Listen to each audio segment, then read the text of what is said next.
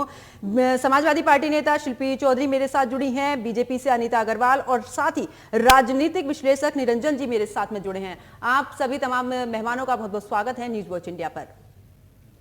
सबसे पहला सवाल बीजेपी के पास मैं चलूंगी। जिस तरीके से अनीता अग्रवाल जी देखा जाए तो इस बार किस तरीके से कौन कौन से अहम मुद्दों के बीच में ये चुनाव लड़ा गया? देखिए, सबसे अहम मुद्दा ये है कि हमने नगर निगम में काम किया है। आप देखिए, पहले से अब वित्तीय सफाई यहाँ रहने लग गई है। जैसे हम लोगों ने सारे पूरा नगर निगम में कहते हैं ना, डबल इंजन की सरकार ज्यादा अच्छा काम करती है। और जो हमने अपने काम के आधार पर हम जनता के पास हैं, क्योंकि जनता को काम ज्यादा प्यारा है और काम जो भी करेगा वो जनता उसको स्वीकार करेगी। और इस समय नगर निगम में आपने देखा काफी अच्छे काम हुआ है पूरे नगर निगम में, और मुझे पूरी उम्मीद है कि जनता हमारे साथ खड़ी है। जनता का पूर्ण बहुमत है और जनता को वर्क चाहिए, काम चाहिए उनको। और सबसे बड़ी बात है, जो और पार्टियों में है, जैसे बीएसपी अभी ये बता रहे हैं कि बहुत कम बीएसपी पहले खड़ी नहीं होती थी। बाकी सब पार्टियां भाजपा को हराने के लिए खड़ी है, जीतने के लिए नहीं खड़ी है। वो ये नहीं चाह रही कि हम जीते, उनको लगता है बीजेपी ना जीते कोई जीत जाए। ये जो मानसिकता है इसको खत्म करनी पड़ेगी। अरे आप अपनी पहचान बना के आप वर्क में आइए, आप अपने कार्यकर्ताओं को लाइए, आप जनता के साथ जुड़िए। ना उनको जनता के साथ जुड़ना, ना उन्हें कार्यकर्ता लाने, उनको केवल ये है भाजपा ना जैसे जो भी हो जाए। वो यही करने के लिए सब पार्टियों के गठबंधन भी होते हैं और सब पार्टियां खड़ी भी होती है, उनके वोट हो या ना हो। ठीक है, समाजवादी पार्टी नेता हमारे साथ में जुड़ी हैं शिल्पी जी। शिल्पी जी क्या कहेंगी, क्योंकि जिस तरीके से बीजेपी की तरफ से कहा जा रहा है कि हम विकास के मुद्दों पर चुनाव लड़ते हैं, लेकिन विपक्ष की बात करें तो विपक्ष का सिर्फ एक ही नारा है कि किसी भी तरीके से बीजेपी को हराना है। नहीं, ये जो बात आप कह रही हैं कि विपक्ष का नारा है कि किसी भी तरीके से बीजेपी को हराना है, हमें क्यों ये नारा देना है? हम तो इन्हीं के काम की बात कर रहे हैं। हम इनके काम को दिखा रहे हैं। लखनऊ में पिछले 2 दिनों से बारिश हो रही है और आधे आधे घंटे की बारिश के बाद शहीद पथ समेत गोमती नगर जैसे इलाके में जो जल भराव है, यहाँ तक कि मुख्यमंत्री जी का बंगला जल भराव का शिकार होता है। पिछले मानसून में आप देखिए तो नगर निकाय में इन्होंने क्या काम किया, नगर निगम इनके कैसा काम कर रहे थे, तो जनता देख रही है कि जब मुख्यमंत्री के अपने बंगले में पानी भर जाता है और पंप लेके निकालना होता है, 2 घंटे वो पानी भरा रहता है, पूरा ट्रैफिक जैम हो जाता है, तो वो काम भी देख रही है जनता। 6 महीने पहले सिर्फ पार्क बनवा देने से, कूड़ा यकायक उठने लगने से, इको ग्रीन जैसी, लखनऊ की बात कर रही हूँ, राजधानी इको ग्रीन जो एक बेहद भ्रष्ट कंपनी, चाइना की कंपनी, चाइना का विरोध करते करते उस कंपनी के 2-2 बार टेंडर होते हैं। सारे बांग्लादेशियों को उसमें रोजगार दिया गया है और वो कंपनी इतनी ज्यादा उसकी शिकायतें हैं कि वो कूड़े का निस्तारण ही नहीं करती है। उसको दोबारा लाया गया। आप लखनऊ IIM रोड पर आ जाइए, आपको स्ट्रीट लाइट जलती हुई नहीं मिलेंगी, जबकि ये नगर निगम के अंतर्गत है, ये क्षेत्र नगर निगम में है। तो जो मुद्दे हैं, हम भारतीय जनता पार्टी को हराने के लिए नहीं लड़ रहे हैं। हम तो जनता से पूछ रहे हैं कि आप जो वोट देते हैं, आप जो टैक्स देते हैं, क्या उस टैक्स के बदले में आपको वो सुविधा मिल रही है? आपने चाहे जिसको जिताया हो, चाहे कांग्रेसी पार्षद बना हो, चाहे सपा का पार्षद बना हो, चाहे भाजपा का पार्षद बना हो, अगर उसने अपने क्षेत्र में काम किया है, जैसा कि पुराने लखनऊ में आप देखिए मस्जिदों के आगे कूड़े के ढेर लगे हैं, चिन्हित करके क्षेत्रों को छुड़वाया गया है कि ये क्षेत्र हमारे वोटर्स के नहीं है, यहाँ से कूड़ा नहीं उठेगा, यहाँ की सड़कें नहीं बनेंगी, और इसकी तस्दीक आपकी टीम सड़क पर जाकर कर सकती है। ये बातों बातों की बात नहीं है। तो इतने बड़े बड़े काम जब, लेकिन शिल्पी जी आपने तमाम मुद्दे हमने चुनाव प्रचार के दौरान भी देखे हैं, समाजवादी पार्टी ने उठाए हैं, लेकिन आखिरकार जनता क्यों इन मुद्दों पर मोहर नहीं लगाती है? क्यों बीजेपी के पक्ष में वोट चले जाते हैं? चाहे विधानसभा की बात कर लें, ये मुद्दे उस समय पर भी उठे थे। वीडियो देखे हैं आपने? फिरोजाबाद से लेके लखनऊ 1000 रुपया शराब, चांदी की पायल जो बट रही है, इसको कौन बांट रहा है? मैं किसी पार्टी का नाम नहीं ले रही हूँ। इसको कौन बांट रहा है? इलेक्शन कमीशन इस पर कोई काम क्यों नहीं कर रहा है? आज मैनपुरी में वहां की प्रत्याशी राशिदा बेगम के पति को पुलिस उठा ले गई। वहां के वोटर्स को, भोगांव की प्रत्याशी हैं, चेयरमैन, उनको वोट नहीं करने दिया जा रहा है। क्या करना चाहते हैं? ये कैसी डेमोक्रेसी है कि यहाँ पर जाति विशेष, धर्म विशेष के लोग ही वोट डालते हैं? क्या ये देश केवल धर्म विशेष के लोगों का है? तो जहां इस तरीके से शासन प्रशासन चुनाव लड़ने आ जाए, वहां आप क्या करेंगे?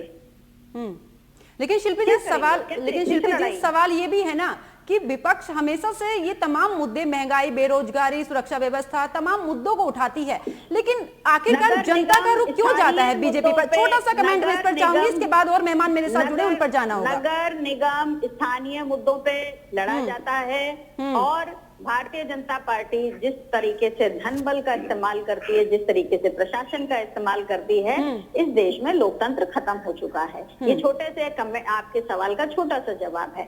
मैं ये कहती हूँ कि मीडिया निष्पक्ष होकर वो वीडियो क्यों नहीं चला रही है जो इनके कार्यकर्ता पैसा बांट रहे हैं। शिल्पी जी, पे वो वीडियो है, शिल्पी जी, मीडिया ने हर एक वीडियो, हर एक जिसने भी आचार संहिता का उल्लंघन किया है, हर एक खबर चलाई है, हर एक खबर से रूबरू जनता को कराया है। आज आप जिस मीडिया पर सवाल उठा रही हैं, आपके समय पर भी इस मीडिया ने ही आपकी भी सारी विचारधारा को रखा था जनता के सामने। गोदी मीडिया नहीं थी हमारे समय पे, मीडिया पर सवाल नहीं उठाई है, मीडिया जनता के मुद्दे सामने रखे। शिल्पी जी, मुद्दे से नहीं भटकी है। सीएम योगी और मायावती शिल्पी जी, मीडिया पर मैं डिबेट करने के लिए नहीं बैठी हूँ, मीडिया पर सवाल नहीं उठाइए, मुद्दों पर सवाल उठाइए। जिस मुद्दे पर चर्चा चल रही है आप उसी पर जवाब दीजिए। क्यों आप सवाल के घेरे से बाहर क्यों हैं? सवाल के घेरे से बाहर नहीं है, मैं खुद यहाँ पर जनता के मुद्दों को लेकर बैठी हूँ। शिल्पी जी, इस तरीके से मैं मीडिया के लिए सुनने के लिए नहीं बैठी हूँ। जनता के मुद्दे समाजवादी पार्टी के भी उठाए हैं मीडिया ने, जनता के मुद्दे बीजेपी के भी उठाए हैं और बहुजन समाज पार्टी। आप मेरी सामने नहीं आते देते, आप इसको स्वीकार क्यों नहीं करते हैं? आप बताइए, वर्ल्ड फ्रीडम डे पे आप किस चुनाव के दौरान विश्व में 161वें? शिल्पी जी, मैं यहाँ पर निगम चुनाव को लेकर चर्चा कर रही हूँ, मीडिया पर चर्चा नहीं कर रही हूँ। पहली बात नहीं, शिल्पी जी मुद्दे से नहीं भटकिए। ना, मुद्दे से मैं नहीं भटक रही हूँ। नहीं, आप मुद्दे से भटक रही हैं, तभी आप मीडिया पर सवाल उठा रही हैं। मीडिया अपना काम कर रहा है शिल्पी जी, मीडिया अपना काम कर रहा है। मैं इस पर कोई बहस भी ज्यादा नहीं करना चाहती क्योंकि समय बहुत कम है। मैं यहाँ पर जनता के मुद्दों को लेकर आई हूँ। राजनीतिक विश्लेषक मेरे साथ में जुड़े हैं निरंजन जी। निरंजन जी, क्या कहेंगे? क्योंकि जिस तरीके से अगर समाजवादी पार्टी, बीजेपी और बहुजन समाजवादी पार्टी त्रिकोणीय मुकाबला देखूं तो कहीं ना कहीं बीएसपी पीछे पिछड़ती हुई नजर आ रही है। अव्यवस्था फैलाने वालों पर कड़ी नजर भी रखी जा रही है। पहले चरण में ये जो चुनाव है, नगर निकाय के जो चुनाव होते हैं, ये लोकल बॉडी के चुनाव होते हैं, इसके अंदर आप ये मान के चलिए कि जितना ज्यादा लोकल चुनाव होता है वो उतना ही ज्यादा कैंडिडेट बेस भी होता है। और जो जितना बड़ा चुनाव होता है, जैसे मैं आपको एक छोटी सी बात बताता हूँ, जैसे मान लीजिए पार्लियामेंट का जो चुनाव होता है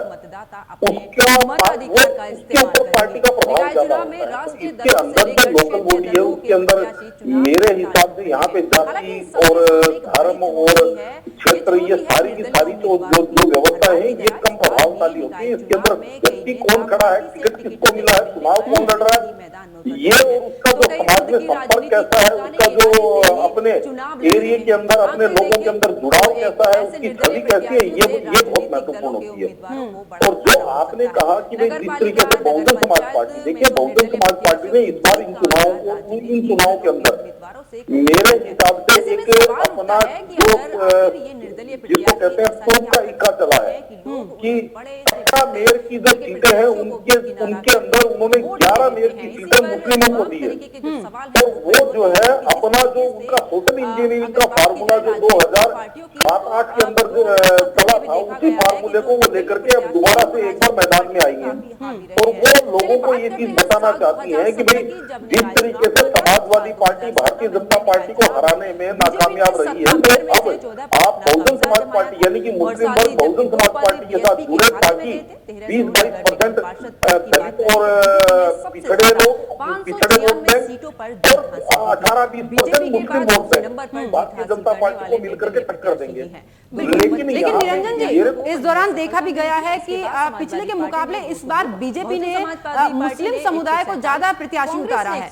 पिछले अगर मुकाबले की बात करें 2017 से ज्यादा बात अगर नगर पालिका देखिए अध्यक्ष की ऐसा की है, जाए निश्चित तो रूप से ये चीज देख करके बहुत ही सुखद भी लगता है कि, और मैं मेरा ये मानना है कि जिस तरीके से पहले जो हम विश्लेषण करते थे, मैं बहुत जगह चर्चाएं करता था कि एक समय हुआ करता था बीजेपी और एसपी के बाद तीसरे नंबर पर जो मैं 80 के दशक की बात कर रहा हूँ, जब कांग्रेस को मुसलमान भी वोट देते थे, हिंदू भी वोट देते थे, अगड़े भी देते थे, पिछड़े वोट देते थे, कदाचित भारतीय जनता पार्टी अपने आप को उसी धर्रे के ऊपर लेके जा रही है। जिस तरीके से पहले इन्होंने मुस्लिम महिलाओं को अपने साथ जोड़ा, चाहे 3 तलाक, हलाला, ये सारे मुद्दे उठा करके, और अब ये जिस तरीके से पसमानदा मुसलमानों को लेकर के अपना एक कार्य शुरू किया इन्होंने, यानी कि मुसलमानों के अंदर इन्होंने अपने आप को स्वीकार्यता बनाने की कोशिश कर रहे हैं, और ये एक चीज ये दिखाना चाह रहे हैं कि भाई जो मुसलमानों के अंदर भी नया नेतृत्व ये पैदा करने की कोशिश कर रहे हैं, इस तरीके से इन्होंने इस बात टिकट बांटे।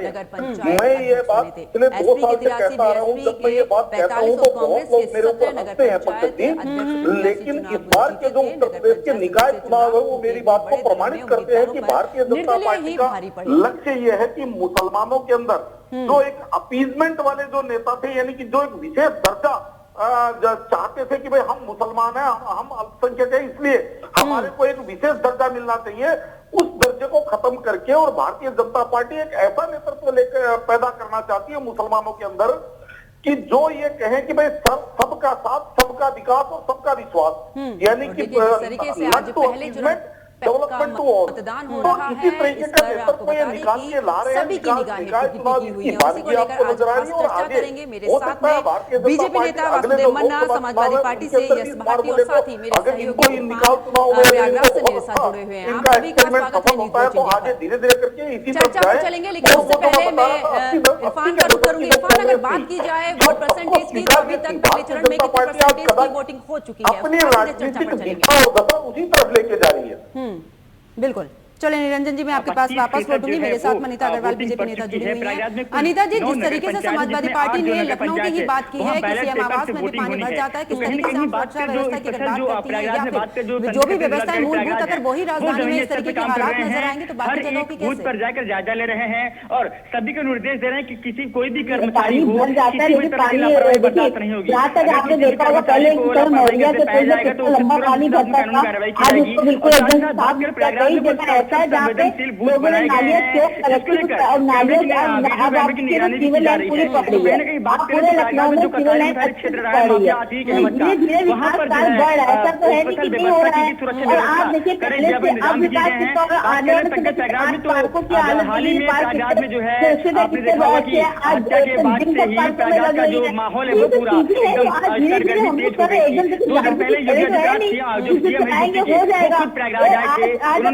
लखनऊ में देखिए कोई भी माफिया, कोई भी दबंग अगर किसी की तरह दबंगई करेगा तो उसे बख्शा नहीं जाएगा और ताबड़तोड़ कार्रवाई होगी। और इसको लेकर उन्होंने एक बात और कही है, बराबर जो है जनता के साथ जनता की समस्याओं को जनता का काम करती है। बाकी तो हमें आता कभी किसी कार्यकर्ता देखेंगे खाली आपको मीडिया में दिखाएंगे, खाली आपको कोई मीटिंग में दिखाएंगे, तभी हमें जनता के साथ कार्यकर्ता को मिलेगा। चाहे आपको जितना बच्चे कोरोना काल रहा हो, सब उन्होंने कुछ भी है सामने, जब कभी किसी को कोई एक्सीडेंट हो जाए तो कभी सामने में आए, हम भी तो आते ही देखा क्योंकि आप जो है केवल एक मीडिया में अपना चेहरा बनाते हैं कि हमने ये कर दिया, वहाँ पे विरोधाभास पैदा कर दी है लोकसभा संविधान सभा, बस चलने ना देना, एक बहस कर लेना। बीजेपी से वासुदेव मन्ना जी ऐसा जुड़े नहीं, हम ये कहते हैं शुरुआत में से करते हैं। वासुदेव मन्ना जी, क्या लगता है क्योंकि विरोध करना चाहिए, ये कि भाजपा का विरोध करिए, नगर केवल बीजेपी को मत आने दीजिए, ये नारा लेके ये गलत है। आज ये लोग सब क्यों इकट्ठे हो रहे हैं? तो पहले भी इन्होंने लोकसभा विधानसभा एक्सपेरिमेंट करके देखे, सब एक होकर लड़े हैं और आज भी वही कंडीशन है। आज भी लोकसभा से पहले सब आपस में एक होकर लड़, क्यों आखिर आपकी इतनी जनता आपको क्यों नापसंद कर रही है? आप भी तो 5 साल राज किए है ना, क्यों जनता ने आपको पसंद नहीं किया? क्यों नहीं? क्योंकि आपने जनता को देखा कि कितना माफिया गुंडा राज था, कितना आतंकवादी के पक्ष मुकदमे होते थे, आपने सुरक्षा दिया अपराधियों को, अपराधियों के हौसले बुलंद किए, क्योंकि जनता जान रही है। ऐसा नहीं है, आज हर व्यक्ति जो है भारतीय जनता पार्टी की सरकार से संतुष्ट है और जनता संतुष्ट है, इसलिए जनता हमारे साथ खड़ी है, लेकिन कुछ अच्छा नहीं लग रहा क्योंकि हमने विकास किया, विकास किया हमारा ही है सबका विकास। चलिए अनीता जी, मैं वापस लौटूंगी। इस समय पर वोट परसेंटेज बता देते हैं दर्शकों को, कहां पर कितना हुआ है। लखनऊ में 1 बजे तक की बात करें तो 29.94% हुआ है, उन्नाव में 36.93, कुशीनगर की अगर बात करें तो 35.39% हुआ है, और कौशाम्बी में अगर इस समय की बात करें 1 बजे तक की तो 34.32% हुआ है। गोंडा में 36.32, जबकि चंदौली की बात करें तो 36.72, जौनपुर की बात करें 29.45, झांसी में 35.53 और प्रतापगढ़ में 31.43% इस समय तक वोटिंग हो पाई है। 1 बजे तक के ये जो परसेंटेज है वो आपको बता रहे हैं। इसी के बाद फिरोजाबाद की अगर बात करें तो 30.33% की वोटिंग अभी तक 1 बजे तक हो पाई है। चलिए चर्चा में आगे बात करते हैं। शिल्पी जी, जिस तरीके से बीजेपी कह रही है कि पिछले 5 सालों में आपने भी राज किया, आपने उस समय पर कितना विकास किया, जिस तरीके से आप बीजेपी की खामियां गिनवा रहे हैं, आखिरकार जनता ने आपको मौका क्यों नहीं दिया? वो किस तरह से सिमटते गए हैं, क्योंकि जो सत्ता का शिल्पी जी बहुत सारी बातें कर गई। मेट्रो समाजवादी पार्टी की देन है, शहीद पर बसपा और समाजवादी पार्टी की देन है, टिकाना स्टेडियम समाजवादी पार्टी की देन है, अवध बस अड्डा समाजवादी पार्टी की देन है। एक भी काम इन्होंने पिछले 6 सालों में, 5 छोड़ दीजिए, 6 सालों में कराया हो। यश भारती जी भी मेरे साथ में जुड़े हुए हैं, समाजवादी पार्टी के नेता हैं। क्या लगता है यश जी, इस बार VIP एरिया है, आस-पास तक कोई संभावना नहीं है कि वहाँ पन्नियां बहें और जाके नाले चौक करें। कानून व्यवस्था की बात करती हैं, डायल 100 को 112 करा देने के बाद कितनी काम बढ़ गया, ये भी देखिए। 45 मिनट से पहले डायल 112 उठता ही नहीं है। 1090 जो विमेन पावर लाइन थी, महिलाओं के लिए इतनी सशक्त पावर लाइन पूरे प्रदेश में थी, सिर्फ लखनऊ की बात नहीं थी। 5.5 लाख महिलाओं को उससे न्याय मिला। उस पावर लाइन का आज सिर्फ दफ्तर है, कोई काम नहीं हो रहा है। और कानून व्यवस्था की बात कर रहे हैं, माफिया की बात कर रहे हैं। अच्छा नहीं लगता है रंजना जी, जाके जंतर मंतर पर देखिए, बच्चियां 3 महीने से बैठी हैं और कल रात दिल्ली पुलिस ने क्या किया है उनके साथ। केंद्र सरकार के अधीन है दिल्ली पुलिस। आप कानून व्यवस्था की बात करेंगी, जरा उन्नाव चले जाइए, पूरे गलियों में घरों में पानी भरा है, और वहीं से आपके नेता कुलदीप सिंह सेंगर आते हैं जिनके ऊपर आजीवन कारावास और 25 लाख का जुर्माना दिया है। ये आपका कानून व्यवस्था है। आप कहते हैं हम टीवी में बैठे रहते हैं और कोरोना में सिर्फ आप दिखे। कहाँ दिखे थे? उन गंगा किनारे पे जहाँ लाशें तैर रही थी, जहाँ उनको चिता के लिए लकड़ी नहीं मिल रही थी, जहाँ रेत के नीचे दबा दिया गया था, वहाँ आप सेवा कर रही थी। आपका सेवा, आप क्या सेवा करते हैं? आप नहीं, मेरी बात होने दीजिए, अब मेरी बात होने दीजिए रंजना जी, आप बड़ी हैं, सम्मानित हैं, मेरी बात होने दीजिए। सिर्फ आप ही ने काम किया है ये तो आप ही कहते हैं ना, हम तो नहीं कहते। हम तो कहते हैं हाँ सबने काम किया। अगर महामारी को भी आप कहते हैं वैश्विक महामारी थी, आप उसको कैश कराना चाहते हैं, आप उसको कैश कराइए। वैक्सीन का विरोध किसने किया था? वैक्सीन का विरोध किसने किया शिल्पी जी? वैक्सीन का विरोध किसने किया? जनता पार्टी ले रही है या नहीं ले रही है? हार्ट अटैक से जो मौतें हो रही हैं उसकी जिम्मेदारी आज भारतीय जनता पार्टी ले रही है या नहीं ले रही है? वैक्सीन का विरोध तो हम आज भी करते हैं, हम आज भी करते हैं। वैक्सीन आज पहली बार इतनी जल्दी वैक्सीन हमारे भारतीयों ने बनाई और आपने उसका विरोध कर दिया। शिल्पी जी, अनीता जी, अनीता जी, अगर आप इस तरीके से एक एक करके बात रखिए, आपकी बात समझ भी आएगी। को गुमराह किया, आधे जनता को कितना गुमराह किया, एजेंडा चलाया। अनीता जी, शिल्पी जी, एजेंडा लोगों की हत्या करा रही है भारत। देखिए अगर ये बात करेंगी इनको पूछो जनता को गुमराह किसने किया, वैक्सीन का विरोध किसने किया। और जहाँ तक विकास कार्य की बात है, हमने तो सारा विकास कार्य अभी तक कर रहे हैं। और अब खाली मेट्रो का उद्घाटन कर देना बात नहीं है, मेट्रो को पूरा सही समय तक चलाना, पूरा करना वो हमारा ही काम था। क्या काम कराया? शिल्पी जी, अनीता जी, समय बहुत कम है, एक एक करके अपनी बात रखेंगे तो जनता तक आपकी बात पहुंचेगी। आज एनिमेट ने कहा कितने शिल्पी जी, अनीता जी, बनाया था, देखिए कितने बन गए, हर जगह एक्सप्रेस बने हुए हैं।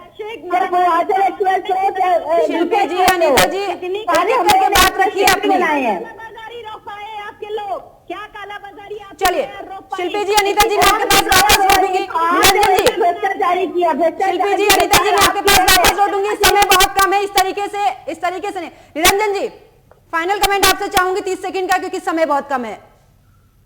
देखिए पंकज जी, मैं आपको एक चीज बताना चाहता हूँ कि जैसे अभी शिल्पी जी कह रहे थी, मैं इनकी बात से सहमत हूँ कि काम हर पार्टी करती है। ऐसा नहीं है कि बहुजन समाज पार्टी की सरकार में काम नहीं हुआ या समाजवादी पार्टी की सरकार के कार्यकाल में काम नहीं हुआ। निश्चित रूप से सभी सरकारें अपनी अपनी जगह बहुत अच्छा कार्य करती हैं, लेकिन शिल्पी जी आपको एक चीज और मैं बता देना चाहता हूँ, वो है राजनीति एक परसेप्शन का बहुत बड़ा खेल होती है। और आप जिस तरीके से परसेप्शन के अंदर फैल हो रहे हैं, या यूं कहें कि आपके द्वारा जो पल्वित और पोषित कुछ लोग हैं, जैसे उनके साथ आप जिस तरीके से खड़े दिखाई देते हैं। अभी जैसे असद एनकाउंटर कांड हुआ और समाजवादी पार्टी, ऐसा लग रहा था कि भाई आप उनके पक्ष में पूरी तरह खड़े हुए, डट के खड़े हुए हैं। तो इससे कम से कम मेरे हिसाब से आपके प्रति जो परसेप्शन है जनता का, वो खराब जा रहा है। इसी का कारण है कि आज जिस तरीके से आप कह रहे हैं कि आपने इतने अच्छे कार्य किए और भारतीय जनता पार्टी सरकार जो है वो कार्यों के अंदर फिसड्डी है, लेकिन बावजूद इसके आप ये देखिए 2012 के बाद। बिल्कुल निरंजन जी, समय बहुत कम है, सबसे फाइनल कमेंट ले लेते हैं। शिल्पी जी 30 सेकंड का समय है, फाइनल कमेंट क्या कुछ कहेंगे इसको लेकर? कमेंट ये है कि भारतीय जनता पार्टी फेल थी, भ्रष्ट है, और उनका हर नगर निगम का मेयर भ्रष्ट है, ये जनता जानती है। मूलभूत सुविधाएं नहीं है शहरों में। और पोद्दार जी को मैं बता दूं, एनकाउंटर किसी भी तौर पर संवैधानिक नहीं है। हम कोर्ट ट्रायल की सहमति आज भी करते हैं, समर्थन आज भी करते हैं, और हमेशा हमारा किसी भी किस्म के एनकाउंटर से विरोध होगा। आप लेके जाइए। अनिता जी से फाइनल कमेंट ले लेते हैं। अनिता जी क्या कुछ कहना? जनता शांति चाहती है, गुंडाराज नहीं चाहती है, साफ सफाई चाहती है, और सबका साथ, सबका विकास और सबका विश्वास चाहती है। उनको माफिया राज नहीं चाहिए, आपकी सहमत में रोने वाले लोग नहीं चाहिए, उनके साथ। चलिए शिल्पी जी, अनिता जी, निरंजन जी, आप इस चर्चा में जुड़े, आप तीनों का बहुत बहुत शुक्रिया। तो देखिए आज यूपी में पहले चरण का मतदान किया जा रहा है, और साथ ही आपको बता दें कि अगर 1 बजे तक की बात की जाए तो सबसे ज्यादा शामली में इस समय पर 1 बजे तक वोटिंग परसेंटेज हुई है, जिसमें 41.08% की वोटिंग हुई है। यानी कि अगर यूपी की पहले चरण की बात करें तो अभी तक 1 बजे तक सबसे ज्यादा वोटिंग शामली में हुई है। तो मेरे साथ फिलहाल इतना ही। आप देखते रहिए न्यूज वॉच इंडिया। नमस्कार।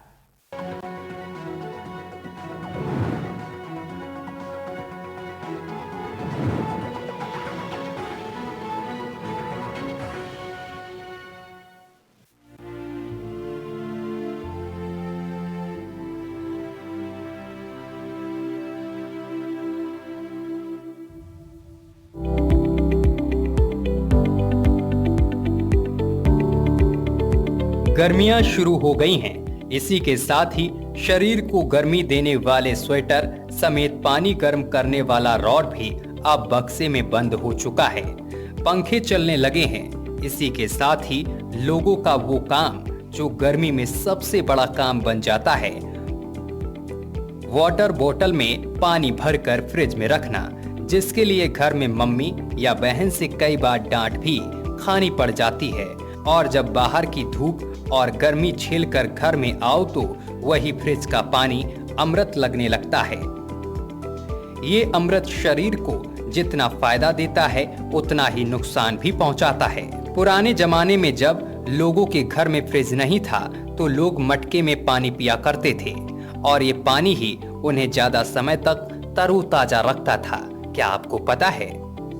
बढ़ती गर्मी में मिट्टी के बर्तनों में पानी रखने से पानी के विटामिन और मिनरल्स शरीर के ग्लूकोज का लेवल को बढ़ाए रखते हैं, जिससे शरीर को ठंडक मिलती है, शरीर की प्रतिरक्षा प्रणाली को बढ़ाती है। मटके का पानी पीने से प्रतिरक्षा प्रणाली को बढ़ावा मिलता है।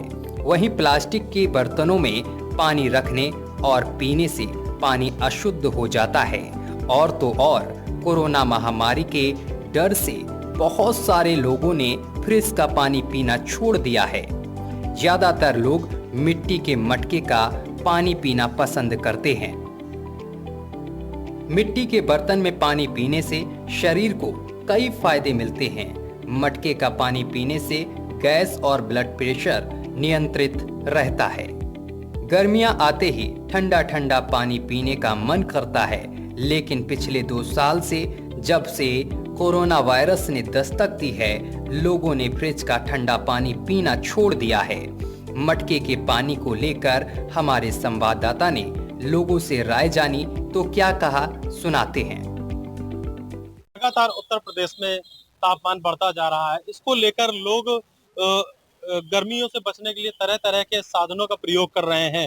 आज हम मौजूद हैं कानपुर के गोल चौराहे पर, जहां पर आप देख सकते हैं मेरे पीछे मिट्टी से बने हुए घड़े अलग अलग प्रदेश से आए हुए हैं। कोई राजस्थान से, अहमदाबाद, गुजरात से ये घड़े आए हुए हैं। आप देख सकते हैं पानी के जग हैं, बोतल हैं, ये घड़े, ये पूरा एक सेट है घड़े का। इस तरीके छोटे बड़े बर्तन सब आए हुए हैं। कुछ यहाँ खरीदार हैं जो कि यहाँ डिजाइनर फैंसी घड़े खरीदने आए हैं। हम उनसे जानेंगे कि आप फैंसी घड़े क्यों खरीदने आए हैं और इनकी डिमांड मार्केटों में ज्यादा बढ़ती हुई जा रही है।